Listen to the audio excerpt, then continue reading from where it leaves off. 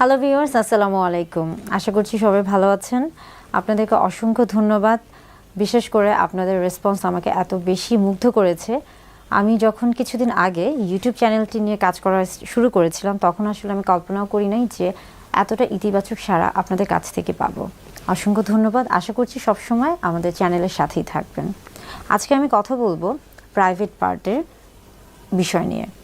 অর্থাৎ অনেকে দেখা যাচ্ছে যে আমাদের কাছে এসে বা আমার কাছে এসে অনেকেই আছে যারা আমার কাছে এসে বলে থাকে যে আমার প্রাইভেট পার্টের অংশটি বেশ গাঢ় বা কালচে বর্ণের বা চাপা বর্ণের। আবার অনেকেই বলে থাকেন যে এটা কি কোনো সমস্যার কিছু কিনা বা তার সেক্সুয়াল অ্যাক্টিভিটিসে কোনো প্রবলেম হবে কিনা, এই যে একটা কনফিউশন থেকে থাকে। আসলে হচ্ছে প্রাইভেট পার্টের যে অংশটি রয়েছে, বিশেষ করে আমাদের শরীরের ত্বকের গোপনাঙ্গ এবং বিশেষ করে যে অংশগুলো ঢাকা থাকে তাদের এবং যে অংশগুলো কিছুটা ভাঁজযুক্ত, বিশেষ করে আমরা বলে থাকি যে বগল বা কুচকি বা রানীর চিপা এবং যৌনাঙ্গের যে অংশগুলো রয়েছে, এই অংশগুলোর যে ত্বক রয়েছে সেগুলো আসলে শরীরের অন্যান্য ত্বকের তুলনায় স্বাভাবিকভাবে কিছুটা চাপা বর্ণের হয়ে থাকে বা কিছুটা গাঢ় বর্ণের হয়ে থাকে। এতে আসলে ভয় পাওয়ার কিছু নেই এবং লজ্জা পাওয়ারও কিছু নেই এবং এটা নিয়ে দুশ্চিন্তাগ্রস্ত হওয়ারও কিছু নেই। এটা যেমন আপনার দাম্পত্য জীবনে তেমন কোনো সমস্যা করে না। বিশেষ করে অনেকে মনে করে থাকেন যে এটার সাথে হয়তো বা সহবাসের কোনো সম্পর্ক রয়েছে। এটার সাথে আসলে সহবাসের কোনো সম্পর্ক নেই এবং এটার সাথে আপনার দেখা যাচ্ছে যে অনেকে মনে করে থাকেন যে স্বাস্থ্যগত ঝুঁকি রয়েছে। না, এটার সাথে স্বাস্থ্যগত ঝুঁকিও নেই। বিশেষ করে আমরা বলে থাকি যে কখন আসলে কেন এই পরিবর্তনটা হয়ে থাকে। এটা মূলত হয়ে থাকে বয়ঃসন্ধিকালীন সময়ে হরমোনের একটা তারতম্য ঘটে থাকে। আবার আমরা বলে থাকি যে গর্ভকালীন সময়েও কিন্তু হরমোনের একটা তারতম্য হয়। তেমনি যখন প্রাপ্তবয়স্ক বা এজিংয়ের একটা সময় চলে আসে, সেই সময়ে কিন্তু হরমোনের একটা বিষয় কাজ করে। অর্থাৎ সবগুলি ক্ষেত্রে কিন্তু হরমোনের একটা তারতম্য কাজ করছে এবং হরমোনের জন্যও কিন্তু এই যে হচ্ছে আমাদের বলে থাকি যে প্রাইভেট পার্টের যে কালচে যে বর্ণটা বা গাঢ় যে বর্ণটা, এটা কিন্তু হয়ে থাকে।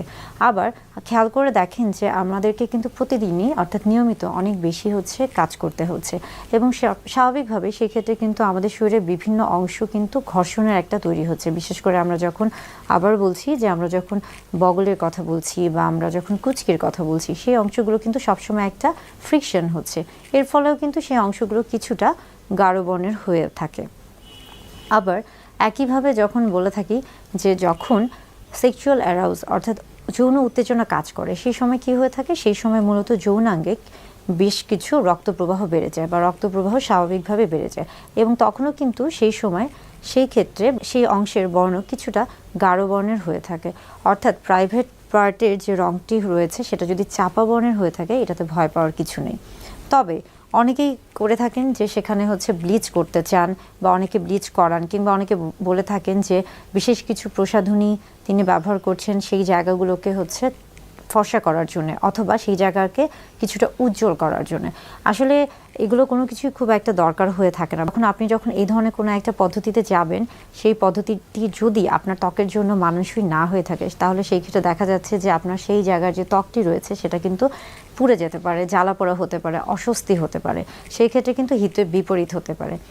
হ্যাঁ, অনেকেই এসে বলে যে আমরা যখন বিভিন্ন ধরনের সোশ্যাল মিডিয়াতে দেখছি বা আমরা যখন বিশেষ করে নায়ক নায়িকাদেরকে দেখছি বা বিভিন্ন ম্যাগাজিন ফলো করছি বা পর্নোগ্রাফি দেখছি, তখন সেই ক্ষেত্রে কিন্তু তাদের শরীরের পুরো অংশটি বা তাদের শরীরের ত্বকের সবগুলো অংশই দেখা যাচ্ছে একই বর্ণের দেখায়। এটা কেন? আসলে এখানে অনেক কিছু কাজ করে। বিশেষ করে দেখা যায় যে আমরা সবাই জানি বর্তমানে এডিটিংয়ের একটা যে বিষয় থাকে, আপনি ভিডিও এডিটিং বলেন কিংবা ছবি এডিটিং বলেন, সব জায়গায় কিন্তু এডিটিংয়ের একটা ব্যাপার থাকে। এছাড়া পাশাপাশি কিন্তু মেকআপ বা বিভিন্ন রকমের প্রসাধনীর একটা প্রচলন রয়েছে। এবং তাছাড়াও যদি বলে থাকি যে হ্যাঁ, অনেকে থাকে অনেক বেশি স্বাস্থ্য সচেতন বা অনেক বেশি সৌন্দর্য সচেতন, বিশেষ করে যারা সেলিব্রিটি রয়েছে কিংবা যারা পর্নোগ্রাফিতে কাজ করে থাকে। আসলে এটা মূলত তাদের একটা প্রফেশন বা তাদের একটা পেশা। তারা কি করে থাকে, তারা মূলত তাদের শরীরের সৌন্দর্য বৃদ্ধি করতে গিয়ে দেখা যাচ্ছে যে অ্যানাল ব্লিচিং করছে বা লেজার হেয়ার রিমুভাল করছে বা প্লাস্টিক সার্জারি করছে, কিংবা অনেক সময় দেখা যাচ্ছে যে তারা স্কিন লাইটেনিং বিভিন্ন ধরনের প্রসাধনী ব্যবহার করছে বা ট্রিটমেন্টে যাচ্ছে। তো এই জন্য কিন্তু তারা দেখা যায় যে তারা তাদের জীবনের বেশ কিছু সময় এবং বেশ কিছু অর্থ সব কিছুই কিন্তু তারা সেটার পিছনে ব্যয় করছে।